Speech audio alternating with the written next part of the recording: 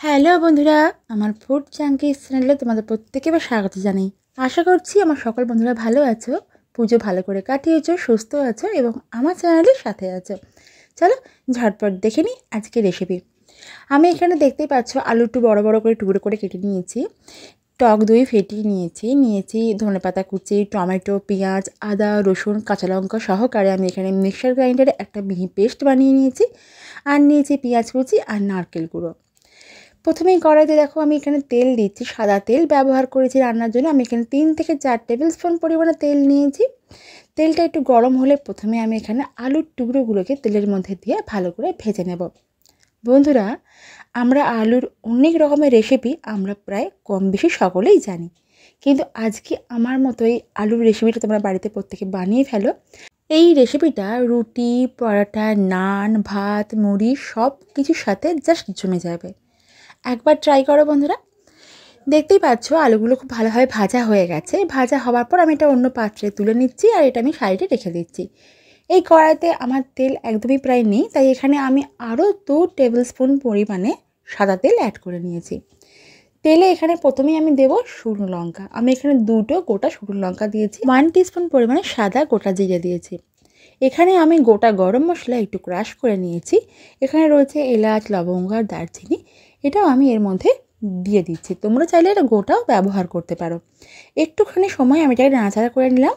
এবার আমি এর মধ্যে অ্যাড করে দিচ্ছি পেঁয়াজ কুচি। আমি এখানে 4টে বড় সাইজের পেঁয়াজ কুচিয়ে নিয়েছি। এখানে আমি ভালোভাবে পেঁয়াজটাকে ভাজতে থাকবো। পেঁয়াজটা গোল্ডেন কালার আসা পর্যন্ত ভাজবো। তোমরা দেখতেই পাচ্ছ বন্ধুরা যে পেঁয়াজটার মধ্যে কালার অলরেডি চেঞ্জ হওয়া শুরু হয়ে গেছে। তো পেঁয়াজটা আমার এই পর্যায়ে অবধি ভাজা কমপ্লিট। আমি এখানে এবার পেস্টটা ব্যবহার করলাম। এর মধ্যে রয়েছে 2টো পেঁয়াজ, 2টো টমেটো, 5টা কাঁচা লঙ্কা আর রয়েছে পরিমাণ মতো আদা ও রসুন।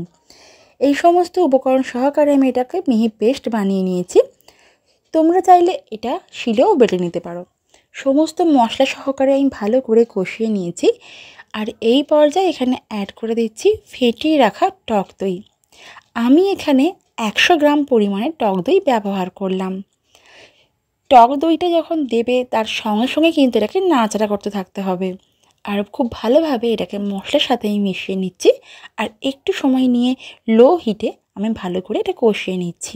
কষানো আমার কমপ্লিট। এবার আমি এই পর্যায়ে এখানে অ্যাড করে দেব স্বাদ অনুযায়ী নুন, 1 টিস্পুন লঙ্কার গুঁড়ো, 1 টিস্পুন ধনের গুঁড়ো, 1 টিস্পুন বাড়ির তৈরি গরম মশলার গুঁড়ো আর 1 টিস্পুন দিচ্ছি জিরের গুঁড়ো।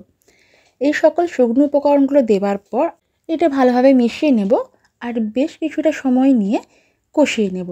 আর যেহেতু এখানে গুঁড়ো মশলা ব্যবহার করেছি, তাই হিটটা আমি একদম লো টু মিডিয়ামে রাখবো। সমস্ত মশলা সহকারে উপকরণগুলোকে ভালো করে কষিয়ে নেওয়া আমার হয়ে গেছে। এই পর্যায়ে আমি এখানে অ্যাড করব 3 থেকে 4 টেবিল স্পুন পরিমাণে দুধ। দুধটা আমি আগে থেকে ফুটিয়ে রেখেছিলাম। আর বাকি যে দুধটা রয়েছে ওখানে আমি জাফরানটা ভিজিয়ে রাখবো। এখানে এবার ভেজে রাখা আলুর টুকরোগুলো অ্যাড করে দিচ্ছি। মশলাটার সাথে ভেজে রাখা আলুর টুকরোগুলো আমি ভালো করে প্রথমে মিশিয়ে নিচ্ছি। আর বেশ কিছুটা সময় ধরে মিডিয়াম হিটে রেখে এটাকে আমি কষিয়ে নেব। মশলা সহযোগে আলুগুলো যত ভালোভাবে কষিয়ে নেওয়া যাবে এই রান্নার টেস্ট ততই কিন্তু ভালো হবে। এই পর্যায়ে এখানে আমি অ্যাড করলাম 1 কাপ পরিমাণে জল। জলটা দেওয়ার পর সমস্ত উপকরণটা আমি জলের সাথে ভালো করে মিশিয়ে নিচ্ছি। মিশিয়ে নেব আমার কমপ্লিট। এবার আমি এই পর্যায়ে এখানে ঢাকনা দিয়ে হাই হিটে রেখে রান্না হতে দেবো 6 থেকে 7 মিনিট মতন। এদিকে রান্নাটা হবে আর নারকেল কুড়োনোটা আমি মিক্সার জারে নিয়ে এটাকে ভালো করে একটা মিহি পেস্ট বানিয়ে নেব। 7 মিনিট হয়ে গেছে, আমি ফিরে এলাম। ঢাকনাটা খুলে আমি প্রথমেই আগে আলুগুলোকে ভালো করে উপর নিচে করে একটু নাড়াচাড়া করে নিচ্ছি। এবার আমি এখানে দেখে নেব যে আলুগুলো ভালোভাবে সেদ্ধ হয়েছে কিনা। তোমরা দেখতেই পাচ্ছ বন্ধুরা যে আলু আমার এই হাতা বা খুন্তির সাহায্যে খুব ভালোভাবে ভেঙে যাচ্ছে। অতএব এখানে আলুটা খুব ভালোভাবেই সফট হয়ে গেছে। এবার এই পর্যায়ে আমি এখানে অ্যাড করে দেব নারকেলটা। আমি কুড়িয়ে নেওয়ার পর মিক্সারে আমি এটাকে পেস্ট বানিয়ে নিয়েছি। নারকেলের দুধ সহকারে নারকেলটা আমি এখানে অ্যাড করে দিলাম। সমস্তটা ভালো করে আমি এবার মিশিয়ে নেব। পুরো উপকরণটা ভালোভাবে আমি উপর নিচে করে মিশিয়ে নিয়েছি। এটাকে মেশানো আমার প্রায় কমপ্লিট। এবার আমি এই পর্যায়ে এখানে অ্যাড করে দিচ্ছি স্বাদ অনুযায়ী চিনি, আর দিচ্ছি জাফরান ভিজিয়ে রাখা দুধটা, আর দেব 1 টিস্পুন পরিমাণে গাওয়া ঘি। এই সমস্ত উপকরণগুলো দেওয়ার পর আমি ভালোভাবে এটাকে ওপর নিচে করে মিশিয়ে নিচ্ছি। সমস্তটা খুব ভালোভাবে মেশানো হয়ে গেছে। এখানে আমি আবারও 1 টিস্পুন পরিমাণে বাড়ির তৈরির গরম মশলা গুঁড়োটা অ্যাড করলাম, আর দিচ্ছি ধনেপাতা কুচি।